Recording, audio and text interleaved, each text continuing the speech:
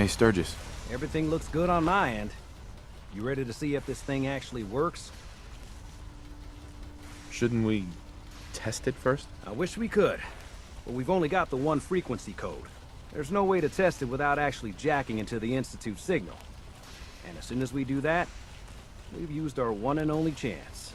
As soon as the Institute figures out what we did, and I gotta believe those brainiacs won't be caught napping twice, that code we've got is useless.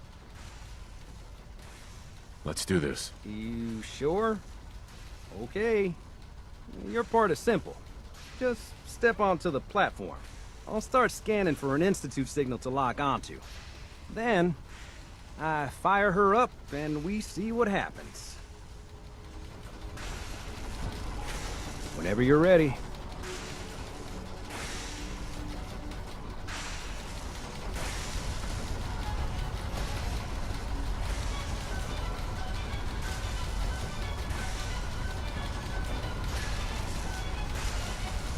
Okay, hold real still.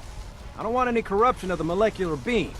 Oh yeah, by the way, I figured this was a golden opportunity to find out as much as we can about the Institute and what they're up to. Yeah, this holotape's all set with a program that will scan their network and download anything it finds. Uh-oh. Yeah, we better hurry. And don't worry about that tubing wiggling around. It's, just there for decoration. Okay. Scanning for the Institute signal. Tracking RF. And... got it. Hold on to your butt.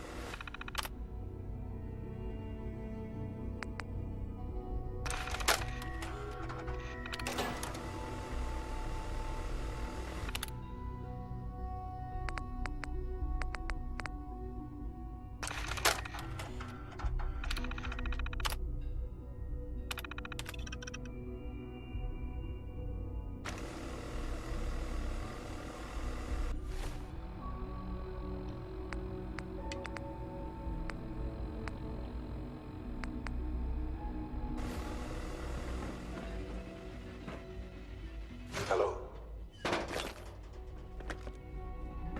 I wondered if you might make it here. You're quite resourceful. I'm known as Father. The Institute is under my guidance. I know why you're here. I'd like to discuss things with you face to face. Please, step into the elevator.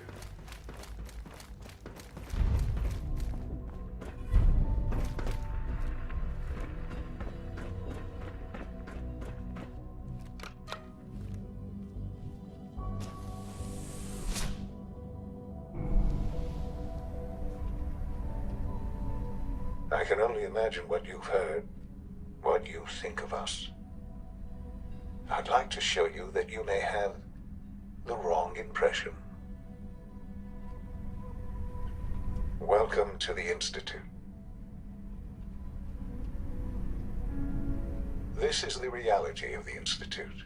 This place, these people, the work we do. For over 100 years, we've dedicated ourselves to humanity's survival. Decades of research, countless experiments and trials, a shared vision of how science can help shape the future.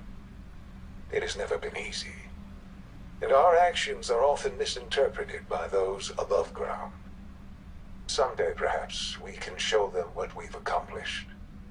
But for now, we must remain underground. There's too much at stake here to risk it all. As you've seen, things above are unstable. I'd like to talk to you about what we can do for everyone. But that can wait. You are here for a specific, very personal reason. You are here for your son. Sean? Huh? Yes, I'm Sean.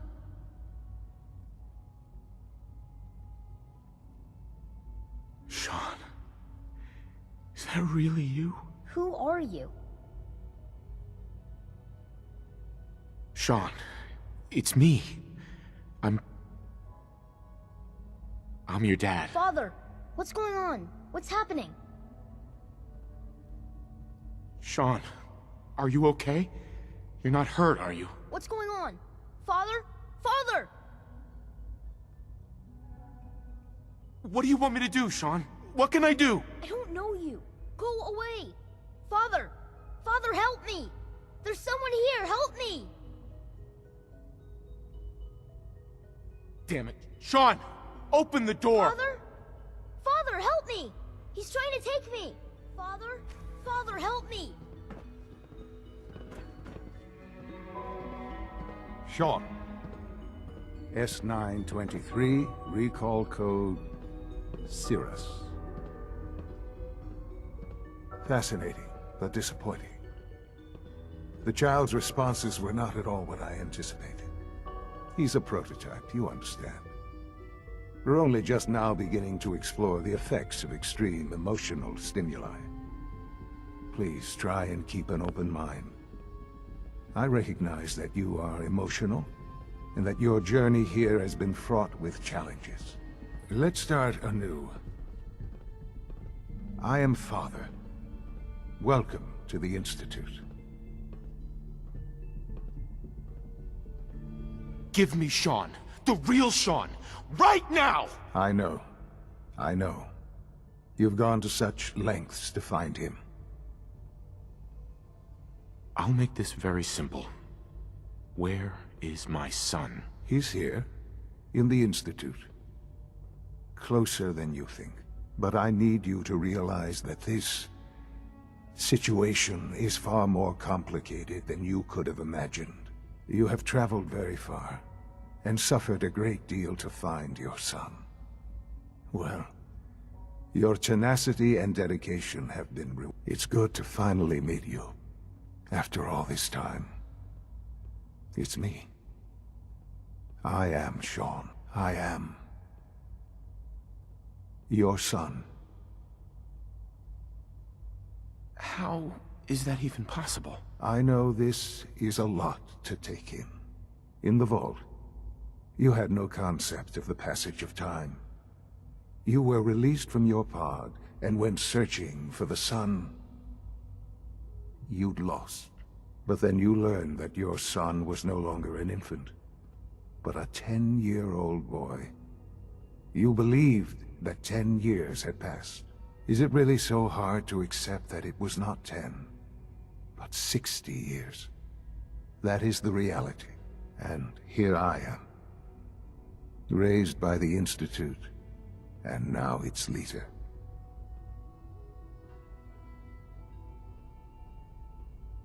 But why?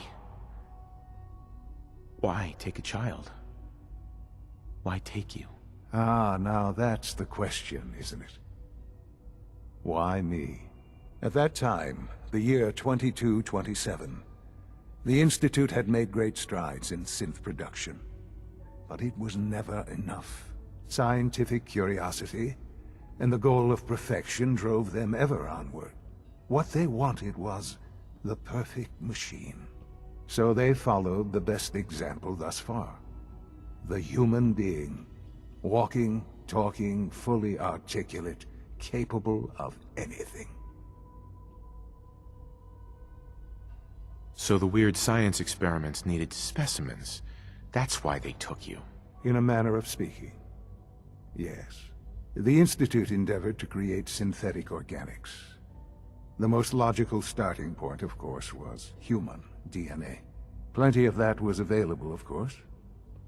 But it had all become corrupted. In this wasteland, radiation affected everyone. Even in their attempts to shield themselves from the world above, members of the Institute had been exposed. Another source was necessary. But then the Institute found me, after discovering records from Vault 111. An infant, frozen in time, protected from the radiation-induced mutations that had crept into every other human cell in the Commonwealth. I was exactly what they needed. And so it was my DNA that became the basis of the synthetic organics used to create every human-like synth you see today. I am their father. Through science, we are family. The synths, me, and you.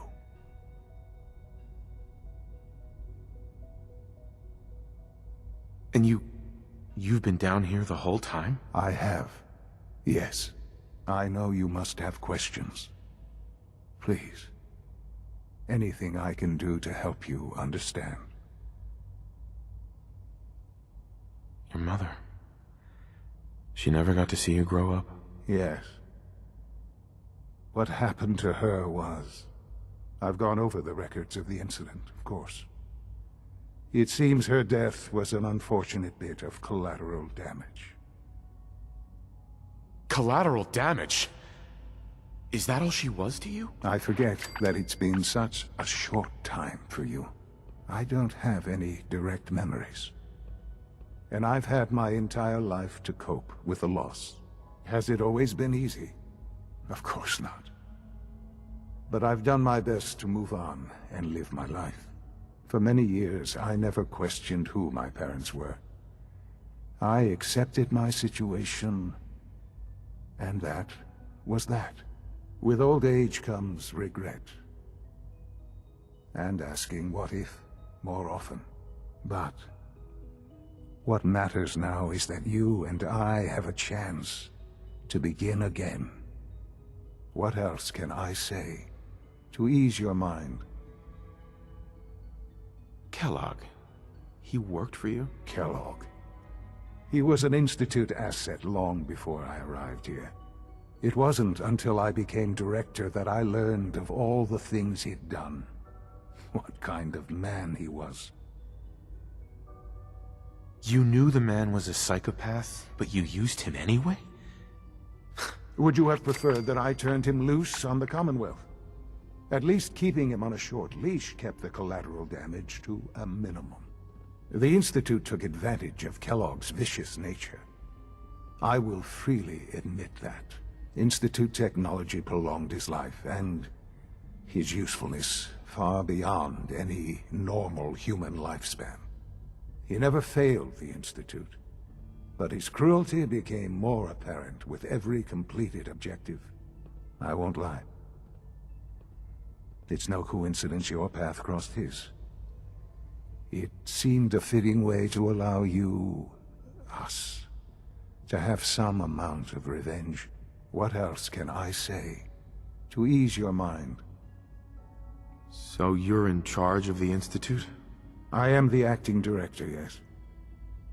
I spent decades working to reach this point. It's a responsibility I take very seriously. The Institute. It's important. It really is humanity's best hope for the future, no matter what those above ground might think of us.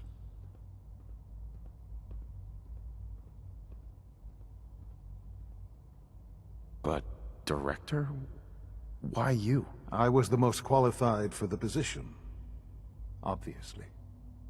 I've lived my life within these walls, dedicated to science like every other member of the Institute. My hard work has paid off. Ultimately, the Commonwealth has nothing to fear from us. Whatever you've seen or heard, I know I can convince you of that. Just give me time. I know there's more for us to discuss. But the Institute is on the verge of some important breakthroughs. Your presence would be appreciated as we approach them. I've been a part of something amazing here. I've helped to build a life for myself and the people of the Institute. And now, After all these years, you have an opportunity to help with that. Doesn't that intrigue you? Isn't that what you want? I won't be a part of this. I can't. Why? Because of the reputation of the Institute. The Institute can provide a better life than anything above ground. You've been in the Commonwealth. You've seen what it's like. I assure you that you are better off with us.